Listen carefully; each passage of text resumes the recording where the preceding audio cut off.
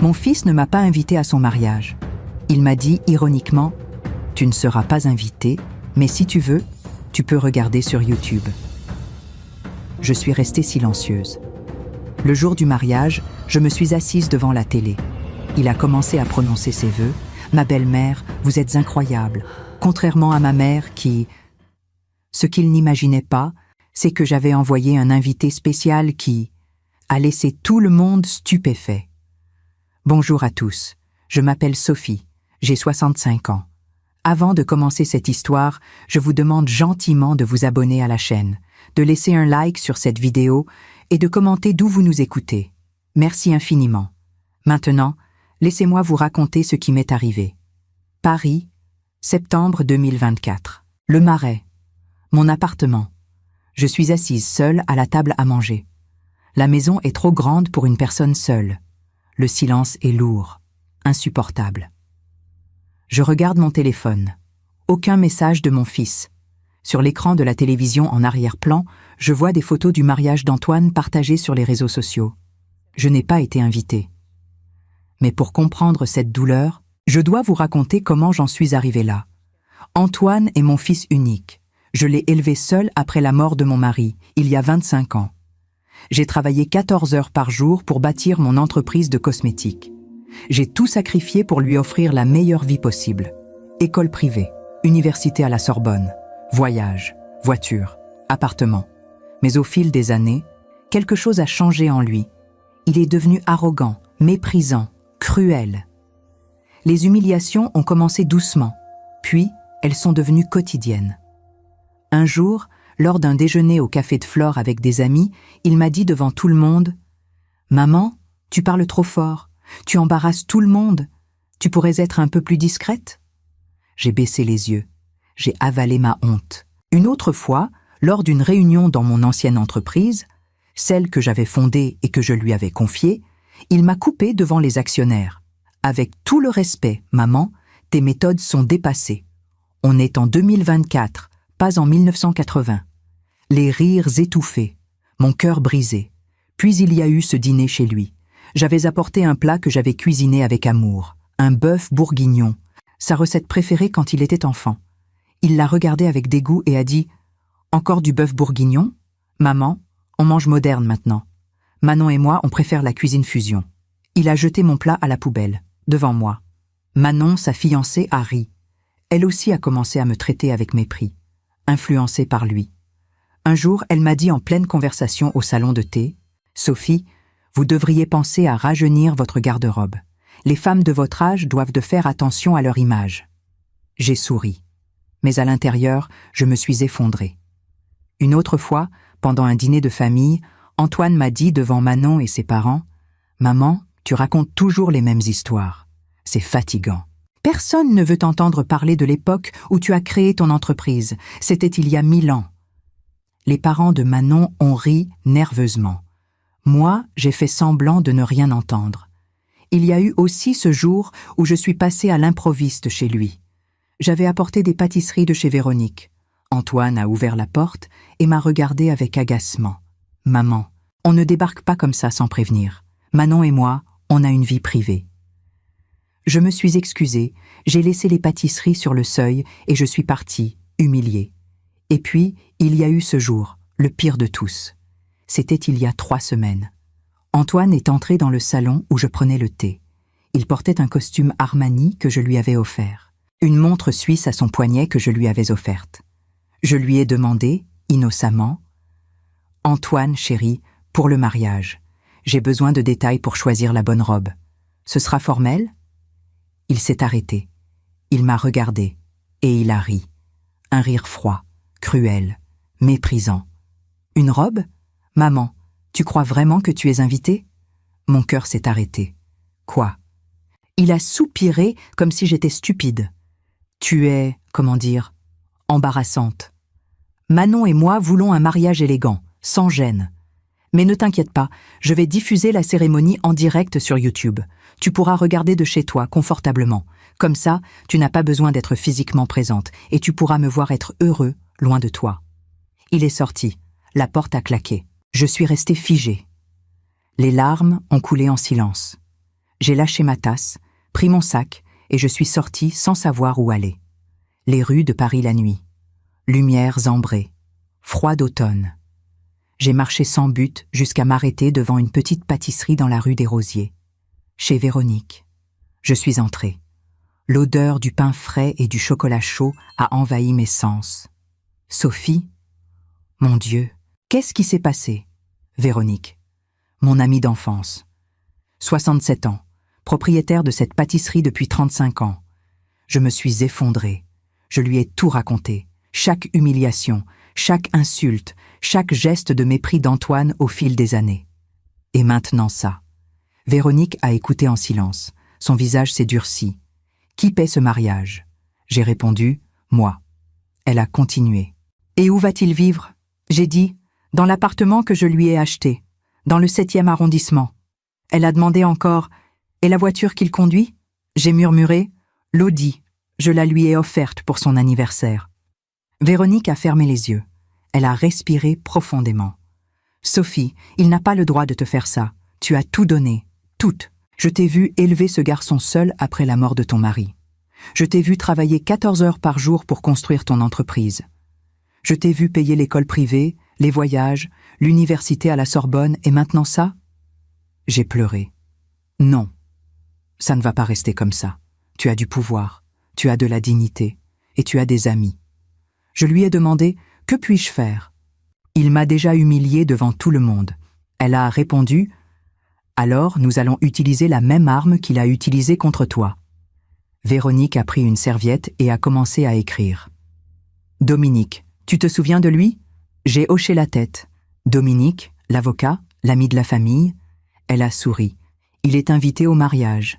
Antoine ne sait pas que Dominique et toi avez une amitié de plusieurs décennies. Il va nous aider. Pour la première fois depuis des semaines, j'ai senti une lueur d'espoir. Un plan a commencé à se former. 2 jours plus tard. Bureau de Dominique, avenue Montaigne. Je suis assise face à lui. Véronique est à mes côtés. Dominique, 62 ans, avocat respecté, cheveux grisonnants, lunettes fines, écoute tout en silence.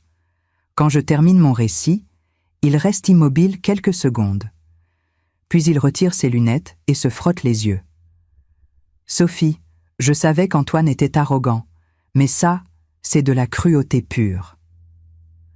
Je réponds doucement, je ne veux pas de vengeance, Dominique, je veux juste qu'il comprenne, qu'il apprenne. Il hoche la tête et il va apprendre, mais d'une façon que personne n'oubliera jamais.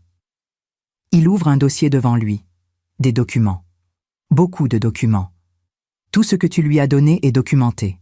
L'appartement, la voiture, les mensualités, les voyages, le mariage, tout. Légalement, tu as le droit de réorganiser tes biens. Je murmure. Je ne veux pas tout lui retirer d'un coup. Je veux juste qu'il sache que être un homme, ce n'est pas vivre au crochet de sa mère. Dominique sourit légèrement. Alors nous allons faire différemment. Je vais au mariage. J'ai été invitée, et au bon moment, je vais parler. Véronique se penche en avant. Parler de quoi? Il répond calmement. De la vérité, simplement de la vérité. Il croise les mains sur le bureau, et comme il va diffuser en direct, la vérité ira dans le monde entier. Mon cœur bat plus fort. Pour la première fois depuis longtemps, je sens que je reprends le contrôle. Mais je ne veux pas être là, Dominique. Je ne peux pas affronter son regard. Il se lève et vient poser sa main sur mon épaule. Tu n'auras pas besoin d'être là. Tu seras chez toi. Regarde la diffusion et laisse-moi faire le reste. Il me regarde avec tendresse. Sophie, tu as été une mère extraordinaire. Maintenant, laisse-moi être l'amie que tu mérites. Je hoche la tête. Les larmes coulent, mais cette fois, ce sont des larmes de soulagement. Les jours suivants passent lentement. Je prépare tout avec Dominique et Véronique. Nous rassemblons les documents, les photos, les preuves de chaque sacrifice que j'ai fait pour Antoine. Un soir, Véronique vient chez moi avec une boîte pleine de vieilles photos. Je les ai trouvées dans tes affaires que tu m'avais confiées il y a quelques années. Je les regarde une par une. Antoine a 5 ans, soufflant ses bougies d'anniversaire. Moi derrière lui, souriante. Antoine à sa remise de diplôme du lycée. Moi dans la foule, applaudissant. Antoine, recevant les clés de son appartement. Mes yeux pleins de fierté. Il était si heureux ce jour-là, dis-je doucement. Véronique prend ma main. Et toi aussi, parce que tu l'aimais, tu l'aimes encore. Je réponds, oui, mais aimer ne veut pas dire accepter tout. Elle sourit. C'est exactement ça. Aimer, c'est aussi savoir dire non, savoir poser des limites. Dominique arrive quelques minutes plus tard.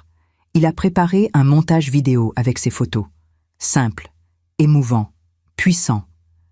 À la fin du montage, une phrase apparaît en lettres blanches sur fond noir. L'amour ne se diffuse pas sur YouTube. Il s'honore en public. Je pleure en voyant ça. C'est parfait, Dominique.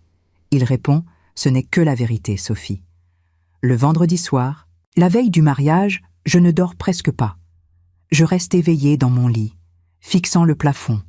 Je repense à toutes ces années, à tous ces sacrifices, à tous ces moments où j'aurais dû dire non. Mais je me dis aussi, demain, quelque chose va changer. Le samedi matin, 12 octobre 2024, je me réveille avec un poids dans la poitrine. C'est le jour du mariage de mon fils. Et je ne suis pas invitée. Je me prépare lentement.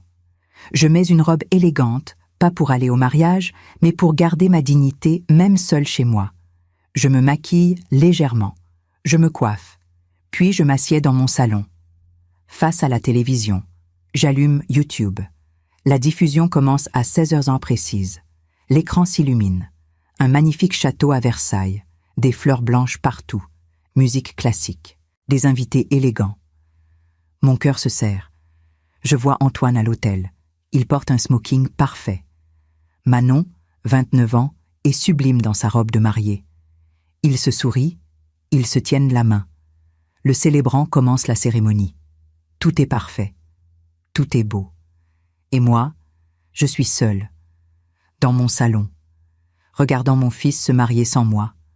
Les larmes coulent, je ne peux pas les retenir. Puis vient le moment des vœux. Le célébrant tend le micro à Antoine. Antoine sourit. Il regarde Manon. Puis il regarde la caméra. Il sait que je regarde.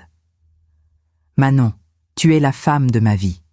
Et je remercie particulièrement ta mère, qui m'a toujours accueillie avec affection et respect. Il fait une pause. Contrairement à ma propre mère, qui n'a jamais compris ce qu'est la véritable élégance. Mais aujourd'hui, loin d'elle, je peux enfin être libre. Des rires gênés dans l'assistance. Manon sourit. Elle approuve. Je ferme les yeux. La douleur est insupportable. Mais alors, à l'écran, je vois quelqu'un se lever calmement. 3e rangée. Dominique. Excusez-moi. Tous les regards se tournent vers lui. Antoine fronce les sourcils. Dominique? Qu'est-ce que... Dominique l'interrompt. Puis-je utiliser le micro un instant? Avant de célébrer l'amour, nous devons parler de gratitude. Silence. Antoine hésite, mais il ne peut pas refuser publiquement. La diffusion est en direct. Bien sûr, brièvement. Dominique monte sur scène. Il prend le micro. Il regarde la caméra. Et moi, dans mon salon, je retiens mon souffle. Dominique se tient debout sur la scène, micro à la main. Son regard est calme, mais déterminé. Toute l'assistance le fixe. Mon nom est Dominique. Je suis avocat et ami de cette famille depuis 30 ans. Et avant de poursuivre, je crois que tous ici méritent de connaître l'histoire complète. Antoine devient pâle. Histoire? Dominique, c'est mon mariage, pas un tribunal. Dominique répond fermement. Justement, Antoine. Un mariage est une célébration d'amour, de respect, de gratitude. Et c'est exactement de cela que je veux parler. Il marche lentement sur la scène, comme un acteur qui maîtrise parfaitement son rôle. Antoine, tu viens de dire que ta mère n'a jamais compris l'élégance. Mais laisse-moi raconter au présent et à ceux qui regardent en ligne ce qu'elle a compris. Murmure dans l'assistance. Elle a compris que payer 15 000 € par an pour ton école privée était un investissement. Elle a compris que financer tes 5 années à la Sorbonne, totalisant 80 000 €, c'était de l'amour. Elle a compris qu'acheter un appartement de 450 000 € dans le 7e arrondissement, c'était te donner de la sécurité. Les murmures s'intensifient. Elle a compris qu'offrir une Audi de 60 000 €, c'était célébrer tes réussites. Et elle a compris que payer 35 000 € pour ce mariage, c'était le dernier acte d'une mère qui aime inconditionnellement. Antoine est rouge. Ses mains tremblent. Manon se tourne vers lui. « Attends, tu es en train de dire que… » Dominique continue. « Que tout ce que vous avez a été donné par Sophie, la femme qui n'a pas été invitée à ce mariage. » Silence absolu. Dans mon salon, je suis debout, les mains sur la bouche, pleurant. Dominique continue. « Puisque ce mariage est diffusé en direct, il est juste que tout le monde connaisse la vérité. » Il fait signe au technicien son. « Pourriez-vous mettre la vidéo à l'écran, s'il vous plaît ?» Sur le grand écran du château, une vidéo commence. Des photos anciennes de moi avec Antoine enfant apparaissent. 2001. Anniversaire des 5 ans d'Antoine. Je souris, tenant le gâteau. 2008.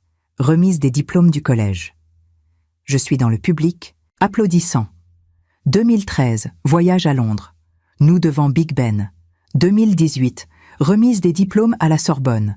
Mes yeux brillent de fierté. 2022. Remise des clés de l'appartement. Je pleure de joie. 2023. Antoine recevant l'Audi. Je suis en arrière-plan, souriante. Chaque photo a une légende discrète, avec la date et l'événement. La musique de fond est douce, poignante. Puis à la fin, une phrase apparaît en lettres blanches. L'amour ne se diffuse pas sur YouTube. Il s'honore en public. La vidéo se termine. Silence sépulcral dans la salle. Avant de continuer, je vous demande gentiment de vous abonner à la chaîne et de laisser un like sur cette vidéo. Cela m'aide énormément. Merci, et revenons à l'histoire. Dans mon salon, je suis debout, tremblante. Les larmes coulent sans arrêt. À l'écran, je vois les réactions des invités. Certains ont les larmes aux yeux. D'autres sont choqués. Quelques-uns prennent déjà leur téléphone. Manon fixe Antoine avec une expression nouvelle. Le doute. « Antoine, tu m'avais dit que l'appartement était à toi, que tu avais un patrimoine. » Antoine ouvre la bouche, mais aucun son ne sort. Une femme dans l'assistance. Je reconnais la mère de Manon, se lève. « Ma fille, tu savais ça ?» Manon secoue la tête, les yeux remplis de larmes. « Non, maman. Il m'avait dit qu'il avait construit sa vie, qu'il était indépendant. » Dominique reprend la parole. « Il est indépendant. À partir de maintenant. » Antoine trouve enfin sa voix. « Dominique, arrête! Tu es en train de ruiner mon mariage. » Dominique répond calmement. « Non, Antoine, tu l'as ruiné toi-même, en humiliant la femme qui t'a tout donné. » Il se tourne vers l'assistance. « Combien d'entre vous ici ont été élevés par des mères qui se sont sacrifiées? Combien d'entre vous ont eu des mères qui ont travaillé jusqu'à l'épuisement pour vous donner une vie meilleure ?» Beaucoup hochant la tête. Sophie a travaillé 40 ans. Elle a bâti une entreprise à partir de zéro. Elle a perdu son mari quand Antoine avait 10 ans. Et elle a élevé cet homme seul. Et aujourd'hui, elle est chez elle, seule. Regardant par la télévision, parce que son fils a eu honte d'elle. Un homme dans l'assistance essuie ses yeux. Dominique fait une pause, laissant ses mots pénétrer chaque cœur présent. Et parce que Sophie est une femme de dignité, elle a pris une décision. Antoine avale difficilement. Une décision? Oui. À partir de lundi 14 octobre, l'appartement sera mis en vente. La valeur sera reversée sur le compte personnel de Sophie. La voiture sera retournée au concessionnaire, conformément au contrat de donation conditionnelle signé en 2022. Antoine proteste. « Tu ne peux pas. » Dominique répond. « Je peux. » Et tout est conforme à la loi française. Sophie n'a jamais transféré la propriété définitive. Tout est documenté, notarié, légal. Manon recule d'un pas. « Antoine, tu m'as menti ?» Antoine bégaie. « Manon, je… » Elle crie. « Tu m'as dit que tu avais construit ta vie, que tu étais un homme fait. » Il répond faiblement. « Je suis un homme fait. » Dominique intervient calmement. « Un homme fait ne vit pas au crochet de sa mère. Un homme fait construire son propre chemin. » La diffusion en direct affiche maintenant 4200 vues. Les commentaires explosent. Quel fils ingrat! Mon Dieu, la mère a tout payé. La fiancée ne savait rien. Justice pour Sophie. Ce type est un monstre. Manon pleure maintenant ouvertement. Sa mère monte sur scène et l'entoure de ses bras. « Ma chérie, viens, sortons d'ici. » Antoine proteste. « Manon, attends !» Mais Manon ne le regarde même pas. Elle descend de la scène avec sa mère. Les parents de Manon se lèvent également et sortent de la salle. D'autres invités commencent à se lever, mal à l'aise. Antoine reste seul sur scène, sous les projecteurs, exposé. Dominique reste calme. Il tient toujours le micro. J'ai encore quelque chose à lire. Il sort un papier de sa poche. Sophie m'a demandé de lire un message. Le silence revient. Même ceux qui s'apprêtaient à partir s'arrêtent. Dominique déplie le papier. Sa voix est calme, mais émue. Dans mon salon, je ferme les yeux. Je sais ce qui va suivre. Ce sont mes propres mots. Dominique tient le papier d'une main ferme. Sa voix résonne dans le silence total du château. Antoine, je t'ai donné la vie. Je t'ai donné une éducation. Je t'ai donné des opportunités. Je t'ai donné tout ce que j'ai construit de mes propres mains. Sa voix tremble légèrement. Mais il y a quelque chose que je ne peux pas te donner. Le caractère. Ça, tu dois le conquérir toi-même. Des larmes coulent sur les visages de plusieurs invités. Aujourd'hui, je te rends la responsabilité d'être un homme, de construire ta propre vie, de comprendre que le respect ne s'achète pas, il se mérite.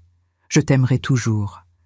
Mais l'amour véritable, c'est aussi savoir lâcher prise et te laisser apprendre. Dominique fait une pause.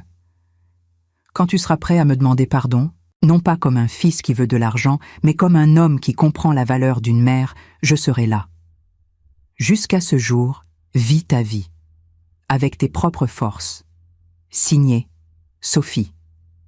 Il replie le papier. Le silence est assourdissant. Antoine est à genoux. Il pleure. Ses mains couvrent son visage. Dominique descend de la scène. Il marche vers la sortie. En passant près d'Antoine, il s'arrête et murmure, mais assez fort pour que les micros captent. Elle t'aime encore, mais maintenant, tu dois le mériter. Il sort. La caméra continue de filmer. La diffusion en direct est toujours active. 6800 vues maintenant. Les commentaires défilent. Je pleure devant mon écran. Cette mère mérite tout le respect du monde. J'espère qu'il va apprendre. Quelle leçon incroyable. Dans mon salon, je suis effondrée sur le canapé. Je pleure, mais ce ne sont plus des larmes de douleur.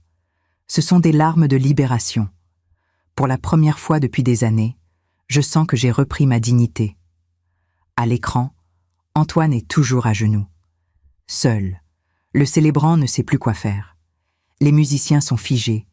Puis lentement, Antoine se lève.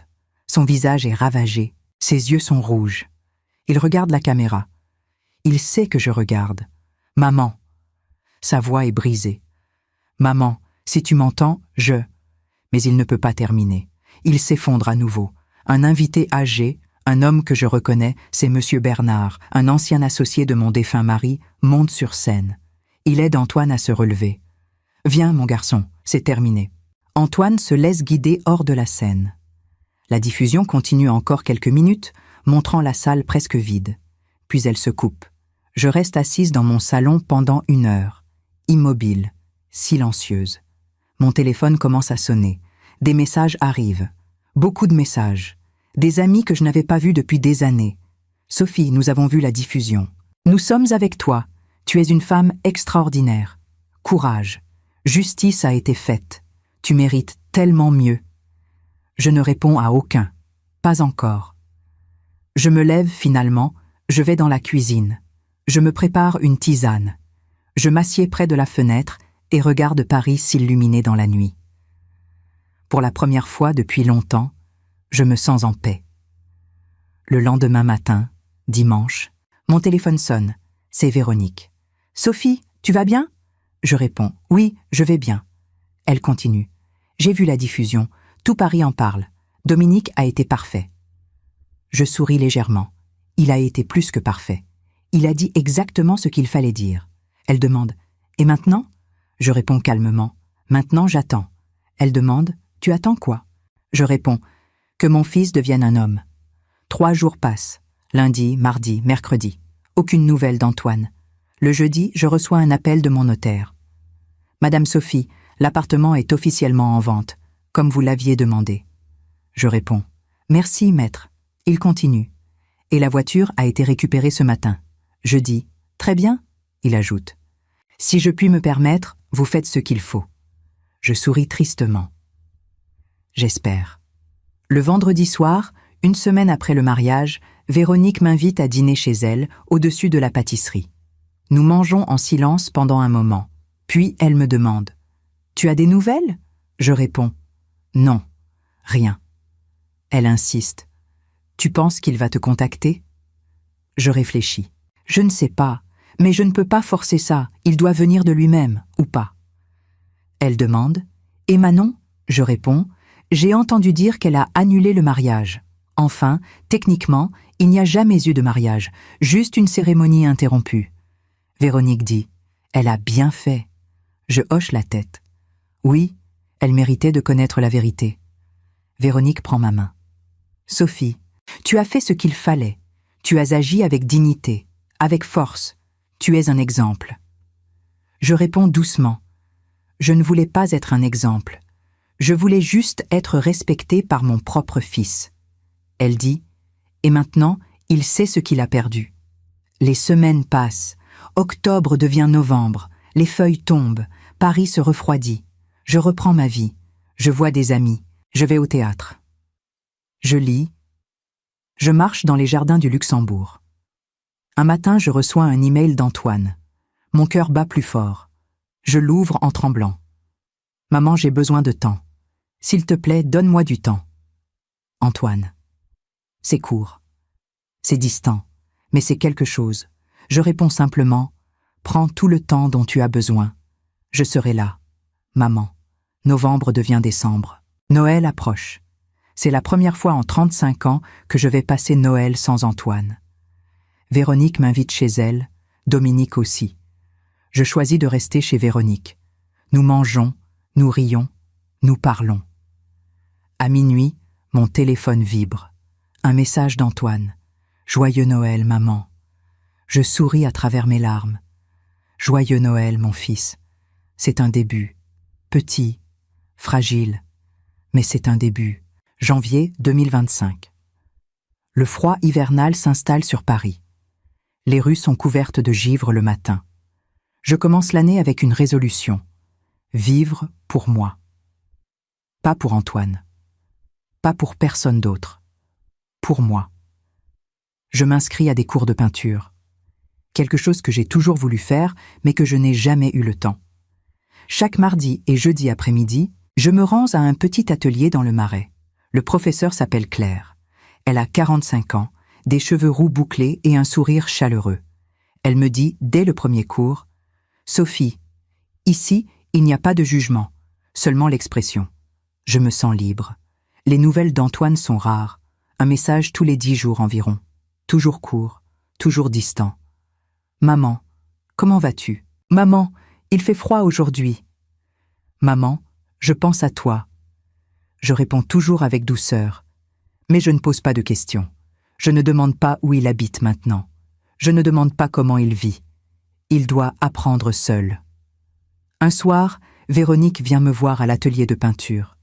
Elle regarde ma toile, un paysage de la Seine au coucher du soleil. « C'est magnifique, Sophie. » Je souris. « Merci. Ça me fait du bien. » Elle s'assied à côté de moi. « Tu as des nouvelles ?» Je réponds. « Oui, des petits messages. Rien de profond. Mais c'est déjà ça. » Elle dit. « Il reviendra, j'en suis sûre. » Je réponds doucement. « Peut-être, mais s'il ne revient pas, je survivrai. » Mi-janvier, je reçois un appel de Dominique. « Sophie, j'ai quelque chose à te dire. Mon cœur bat plus vite. » « Qu'est-ce qu'il y a ?» Il hésite. « Antoine est venu me voir à mon bureau hier. » Je m'assieds. « Vraiment ? Qu'est-ce qu'il voulait ?» Dominique répond. « Il voulait savoir si l'appartement était définitivement vendu. Je lui ai dit que oui. Il a aussi demandé si tu allais bien. Je lui ai dit que tu allais très bien, que tu avais repris ta vie. » Je demande. « Et comment était-il ?» Dominique soupire. Maigre, fatigué, mais différent, plus humble. Il m'a dit qu'il travaille maintenant dans un café. Serveur. Je reste silencieuse un moment, puis je dis « C'est bien, il apprend. » Dominique ajoute « Il m'a demandé s'il pouvait te voir. Je lui ai dit que c'était à toi de décider, pas à moi. » Je ferme les yeux. Je ne suis pas encore prête, Dominique. Il répond « Je comprends ». Et je le lui ai dit. Il a accepté. Je demande « Il a dit autre chose ?» Dominique marque une pause. Il a dit « Dites-lui que je suis désolé. Dites-lui que je comprends maintenant. Dites-lui que je l'aime. » Les larmes montent. Je ne peux pas les retenir. « Merci, Dominique. Merci de m'avoir dit ça. » Il répond doucement « Prends ton temps, Sophie. Il faut qu'il apprenne la patience aussi. Février arrive, le mois le plus froid, mais quelque chose en moi se réchauffe. Je commence à me sentir plus légère, plus libre. Un après-midi, alors que je peins dans l'atelier, Claire s'approche de moi. « Sophie, puis-je te parler ?» Je pose mon pinceau. « Bien sûr. » Elle s'assied. « Je vois que tu vas mieux. Tu rayonnes. » Je souris. « Merci. Je me sens mieux. » Elle dit « Tu sais, j'ai vécu quelque chose de similaire avec ma fille, il y a quelques années. Elle m'a rejetée pendant 3 ans, 3 longues années. Mais elle est revenue. Et aujourd'hui, notre relation est plus forte qu'avant. » Je demande « Comment as-tu fait pour attendre ?» Elle répond « J'ai vécu, j'ai continué à vivre, parce que ma vie ne dépendait pas d'elle. Et quand elle a vu ça, elle a compris qu'elle m'avait perdue. Et elle a voulu me retrouver. » Ces mots résonnent en moi. Ma vie ne dépend pas d'Antoine. Je l'aime, mais je ne dépends pas de lui. Un soir, je dîne avec Véronique et Dominique. Nous sommes dans un petit restaurant italien près de la Tour Eiffel. Nous rions, nous parlons de tout et de rien. Puis Dominique dit « Sophie, je dois te dire quelque chose. » Je le regarde. « Quoi ?» Il prend une grande respiration. « Antoine m'a écrit une lettre, pour toi. Il m'a demandé si je pouvais te la donner. Mais il a dit que tu n'étais pas obligé de la lire. » Mon cœur s'accélère. Dominique sort une enveloppe de sa poche. « La voici. C'est à toi de décider. » Je regarde l'enveloppe. Mon nom est écrit dessus. L'écriture d'Antoine, celle que je connais depuis qu'il a appris à écrire. Je prends l'enveloppe.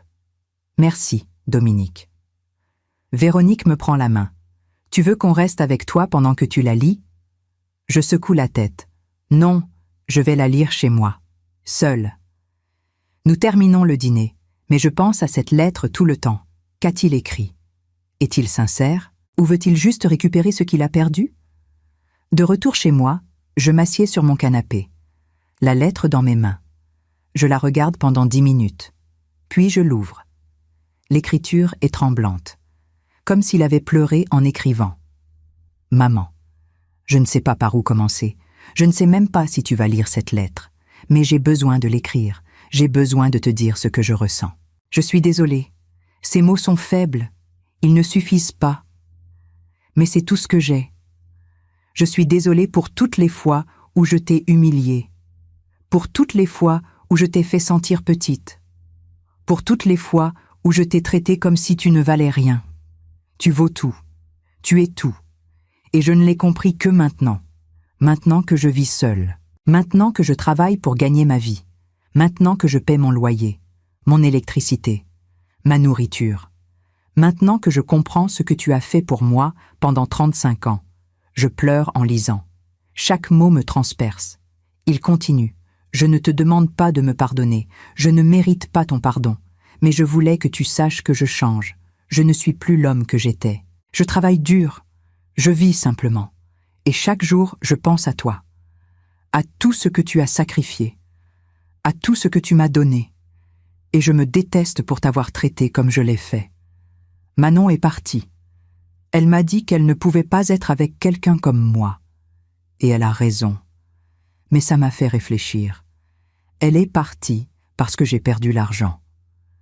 Mais toi, tu es resté même quand je n'avais rien à t'offrir. Même quand je te traitais mal. C'est ça, l'amour. Et je ne l'ai compris que maintenant. Je pose la lettre. Je ne peux plus lire. Les larmes coulent trop fort.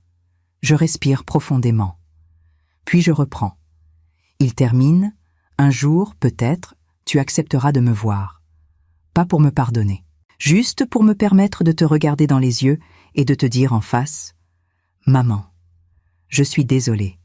En attendant, je vais continuer à apprendre, à grandir, à devenir l'homme que tu mérites d'avoir comme fils. Je t'aime, Antoine. Je reste assise sur mon canapé pendant 1 heure, la lettre entre mes mains. Les mots d'Antoine résonnent dans ma tête. Je suis désolée. Je change. Je t'aime. Sont-ce des mots sincères ou dit-il simplement ce que je veux entendre? Je ne sais pas. Mais quelque chose en moi s'est adouci. Pas encore assez pour le voir, mais assez pour espérer. Je plie la lettre soigneusement et la range dans le tiroir de ma table de nuit. Je n'y réponds pas. Pas encore. Il a dit qu'il allait apprendre. Alors laissons-le apprendre. Les jours passent. Mars arrive avec le printemps. Les arbres commencent à fleurir. Paris retrouve ses couleurs. Et moi aussi. Je continue mes cours de peinture.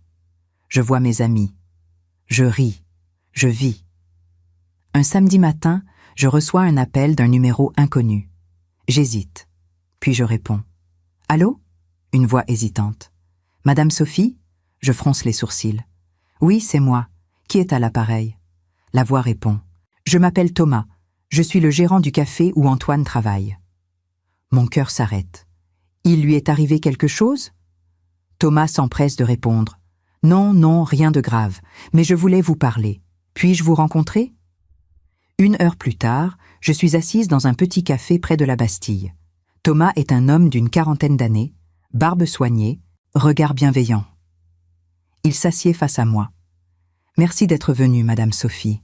Je demande directement, pourquoi vouliez-vous me voir ?» Il hésite.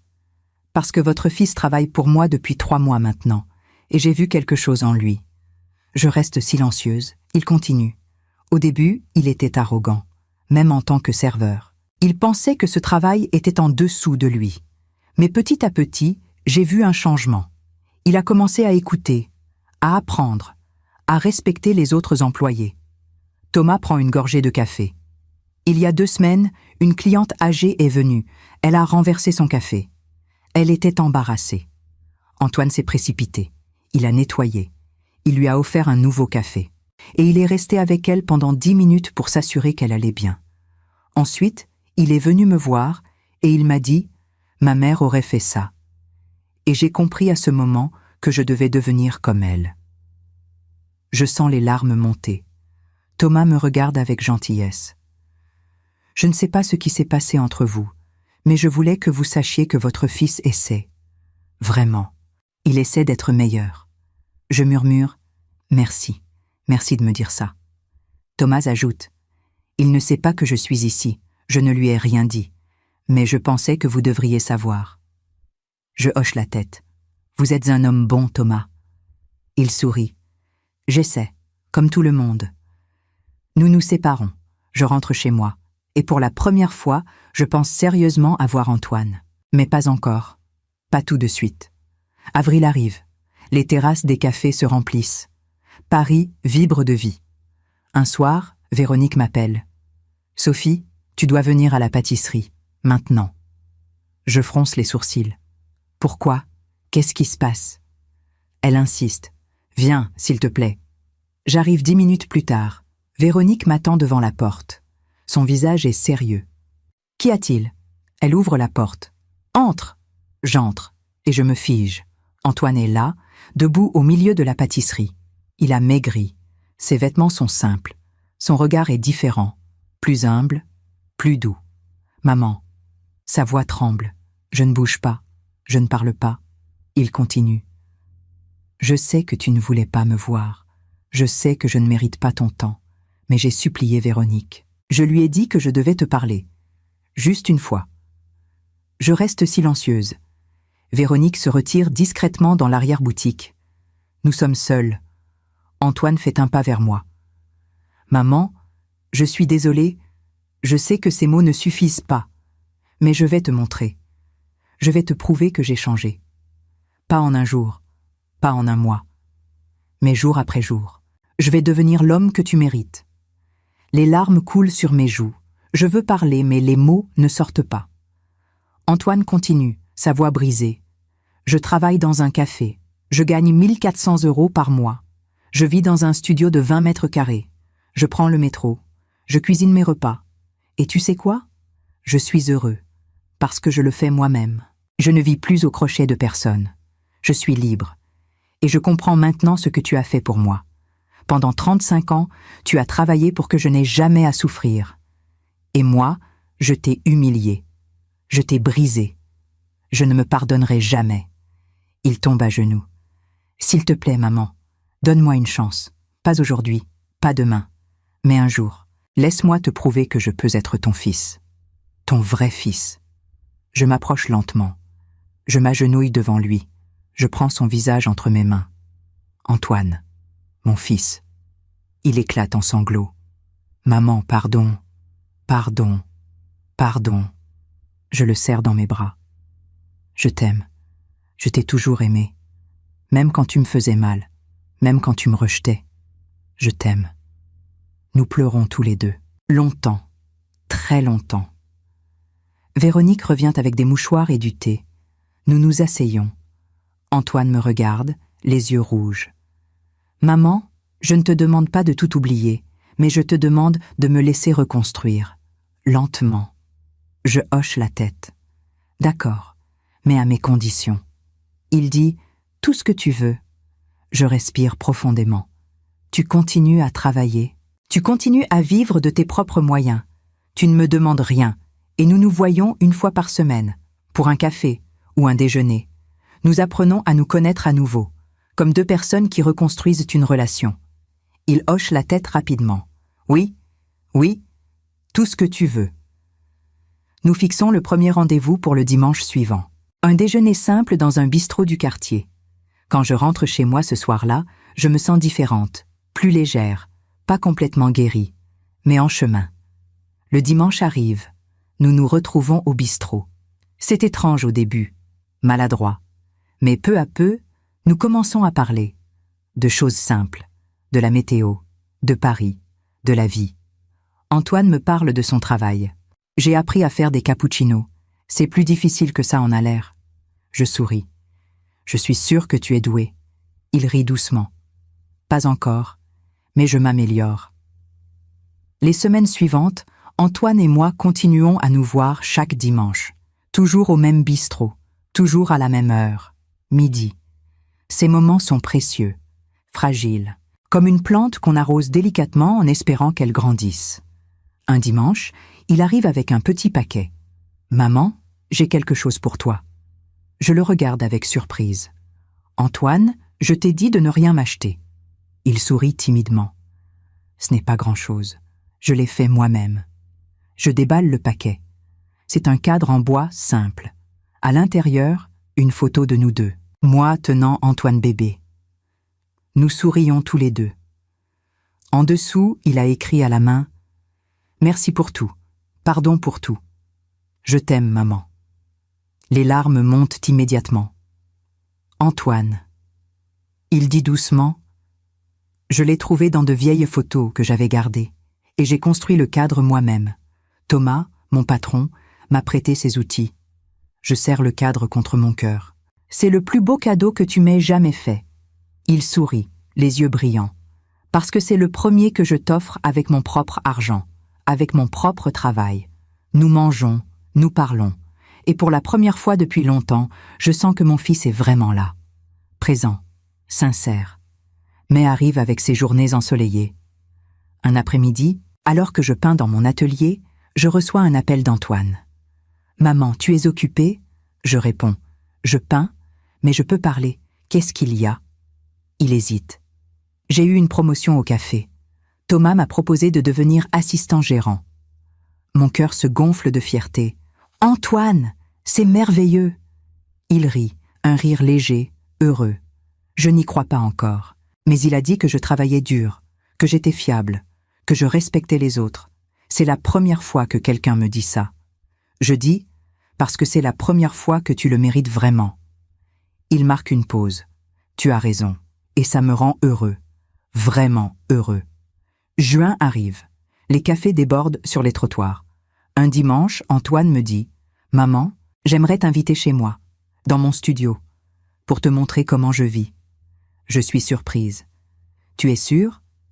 Il hoche la tête. « Oui, je veux que tu vois, que tu saches que je vis simplement, mais dignement. » Le mercredi suivant, je me rends à son adresse. Un petit immeuble dans le 19e arrondissement. 5e étage sans ascenseur. Je monte les escaliers lentement. Antoine m'attend sur le palier. « Bienvenue, maman. » J'entre. Le studio est minuscule. Une pièce avec un lit, une petite cuisine, une table, une chaise, mais c'est propre, rangé. Il y a des livres sur une étagère, des plantes sur le rebord de la fenêtre. « C'est petit, mais c'est à moi », dit-il avec une fierté que je ne lui ai jamais vue. Je regarde autour de moi. Sur le mur, il a accroché le cadre que je lui avais offert pour son 10e anniversaire. Une photo de son père. « Tu l'as gardée ?» Il hoche la tête. « Je l'ai toujours gardée. Papa me manque. Et maintenant, je comprends combien ça a dû être dur pour toi de nous élever seuls. Je m'assieds sur l'unique chaise. C'était dur, mais tu en valais la peine. Tu en as toujours valu la peine. » Il s'assied sur le lit. « Maman, je veux te dire quelque chose. » Je le regarde. « Quoi ?» Il prend une grande respiration. « J'ai repris contact avec Monsieur Bernard. Tu te souviens de lui? L'ancien associé de papa ?» Je hoche la tête. « Oui, il était au mariage. Il t'a aidé. » Antoine continue. « Il m'a proposé un stage dans son entreprise, en comptabilité. C'est ce que j'ai étudié à la Sorbonne. Mais je n'ai jamais vraiment travaillé. Je vivais sur ton argent. » Je demande. « Et tu vas accepter ?» Il répond. « Je veux. Mais je voulais d'abord t'en parler, pour savoir ce que tu en penses. » Je souris. « Antoine, tu n'as pas besoin de ma permission. Tu es un homme maintenant. Prends tes propres décisions. » Il sourit également. « Je sais, mais ton avis compte pour moi.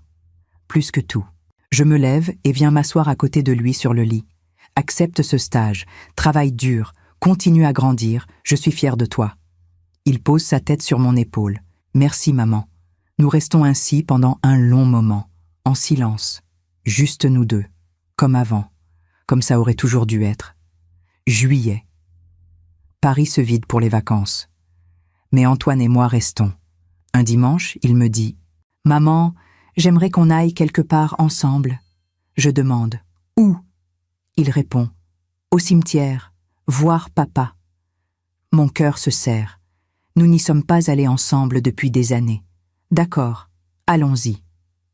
Nous prenons le métro jusqu'au cimetière du Père-Lachaise. Nous marchons en silence jusqu'à la tombe de mon mari. Antoine s'agenouille. Il pose une rose blanche. « Papa, c'est moi. Antoine, ton fils. » Sa voix tremble. Je suis désolée. Désolée de ne pas être devenu l'homme que tu aurais voulu. Mais je change. Grâce à maman. Elle m'a appris ce que tu n'as pas eu le temps de m'apprendre. Le respect, l'humilité, le travail. Il pleure. Je te promets que je vais continuer. Je vais devenir quelqu'un dont tu seras fier. Quelqu'un dont maman sera fière. Je m'agenouille à côté de lui. Je prends sa main. Papa serait déjà fier. Parce que tu essaies. C'est tout ce qui compte. Nous restons là pendant 1 heure, puis nous partons. En marchant dans les allées du cimetière, Antoine me dit « Maman, je veux te demander quelque chose. » Je le regarde. « Quoi ?» Il s'arrête. Me regarde dans les yeux. « Me pardonnes-tu » Je reste silencieuse un moment. Puis je réponds « Antoine, le pardon n'est pas quelque chose qui arrive d'un coup, c'est un processus. Mais oui, je te pardonne, parce que tu as changé, parce que tu continues à changer, et parce que je t'aime. » Il éclate en sanglots. Je le serre dans mes bras. Mais souviens-toi, le pardon ne veut pas dire oublier. Les cicatrices restent, mais elles guérissent.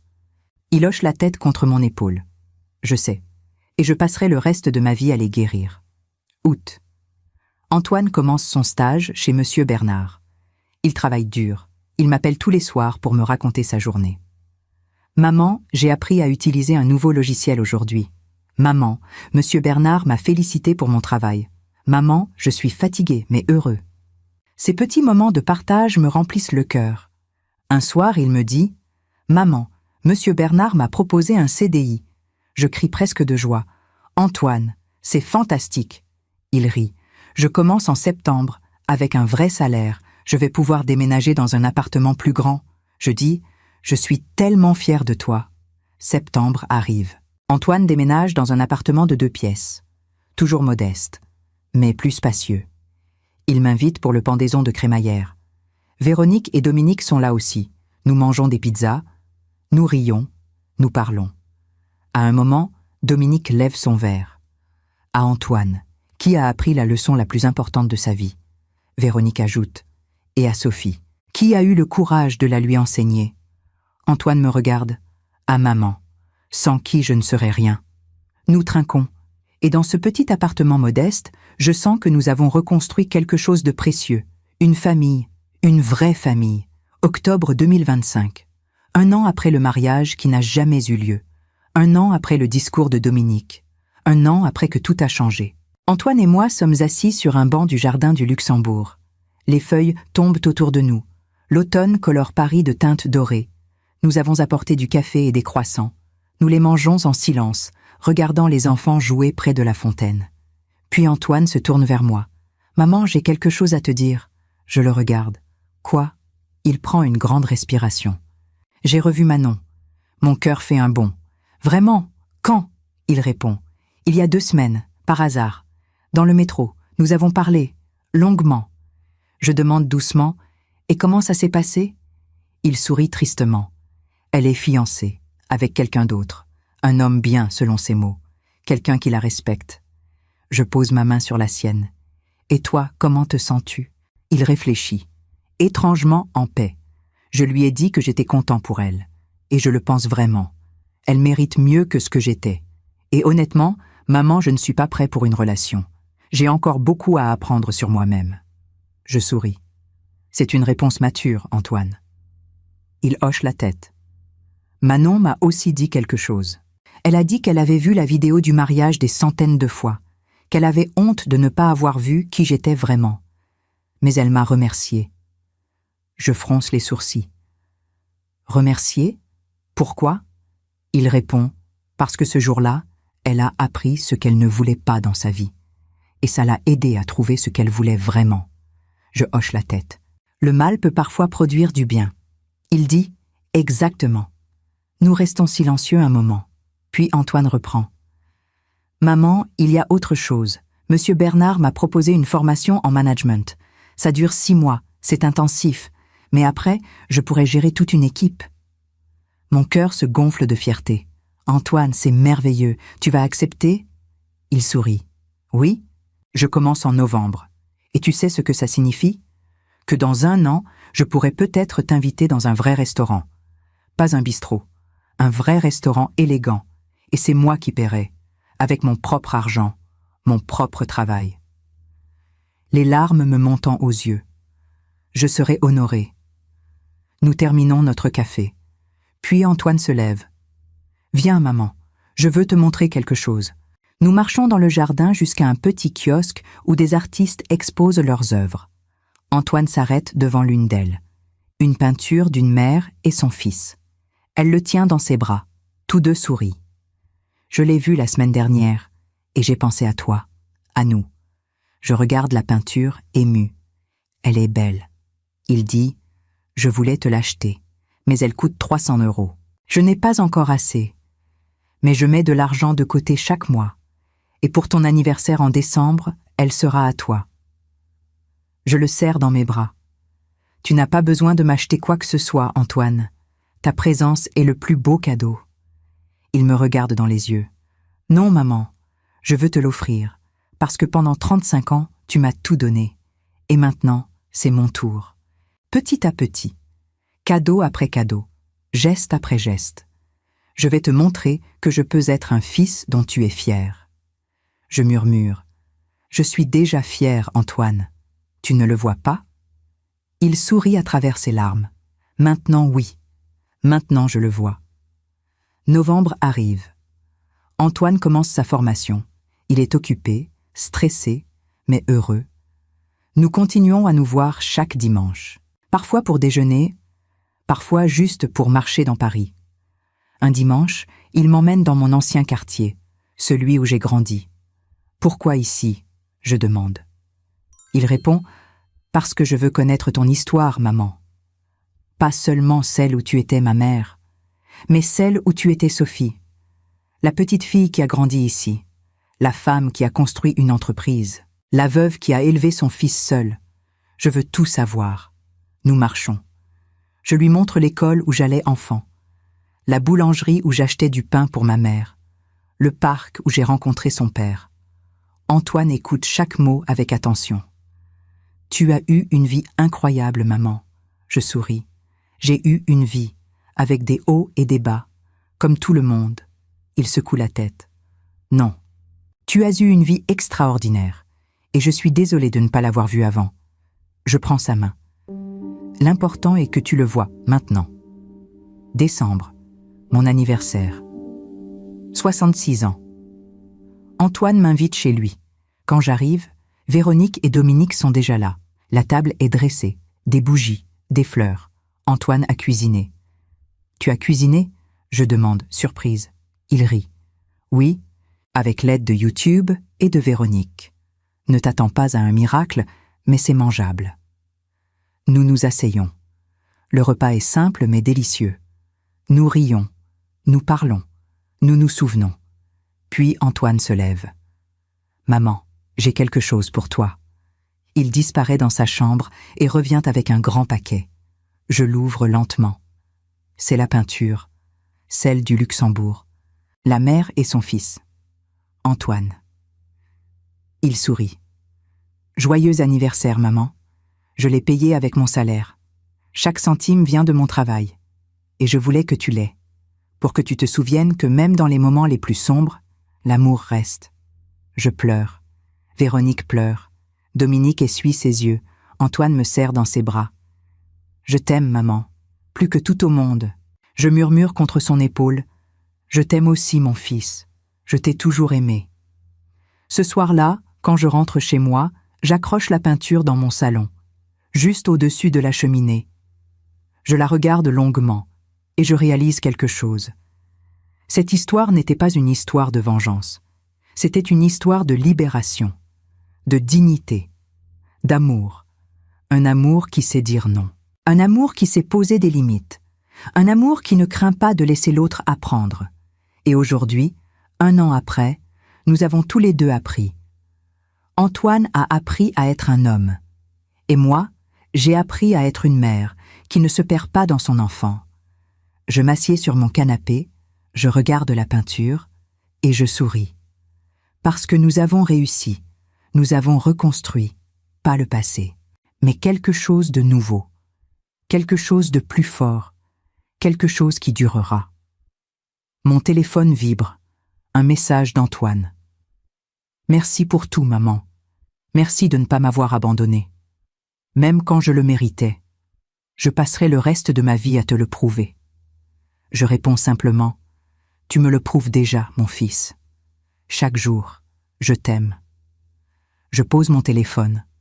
Je ferme les yeux. Et pour la première fois depuis longtemps, je me sens complète.